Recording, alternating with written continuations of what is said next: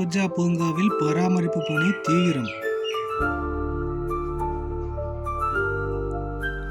ஊட்டி ரோஜா பூங்காவில் கோடை சீசனுக்காக பராமரிப்பு பணி தீவிரமாக நடைபெற்று வருகிறது.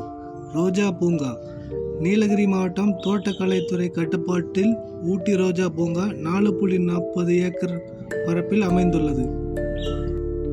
மலைச்சரிவான பகுதியில் 5 அடுக்குகளில் 4200 வகையைச் சேர்ந்த 40,000 ரோஜாக்கள். நுழைவாயில் பகுதியில் முன்னாள் முதலமைச்சர் ஜெயலலிதா நட்டு வைத்த ரோஜா செடி தற்போதும் உள்ளது. அந்த ரோஜா செடிக்கு ஜெயலலிதா என்று பெயரிடப்பட்டுள்ளது.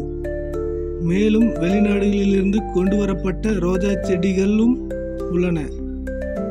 உலக ரோஜா சம்மேளனம் விசேஷ ரோஜா மலர்கள் மற்றும் இந்தியாவில் சிறந்த ரோஜா பூங்காக்களுக்கான விருது கடந்த 2006ஆம் ஆண்டு ஊட்டி ரோஜா பூங்காவுக்கு வழங்கப்பட்டது. இந்த ஆண்டு கோடை சீசனுக்காக பூங்காவில் பல்வேறு ஏற்பாடுகள் நடைபெற்று வருகிறது. புல்வெளி பராமரிப்பு பணி இது தோட்டக்கலைத்துறை நிர்வாகத்தினர் கூறியது. தற்போது அரசு ரோஜா பூங்காவானது தென்கிழக்கு ஆசிய நாடுகளிலேயே மிக அதிகமான ரோஜா ரகங்களை கொண்ட பூங்காவாக திகழ்கிறது. வீடியோ பிடிச்சிருந்தால் லைக் பண்ணுங்கள், சப்ஸ்கிரைப் பண்ணாதவங்க சப்ஸ்கிரைப் பண்ணுங்கள்.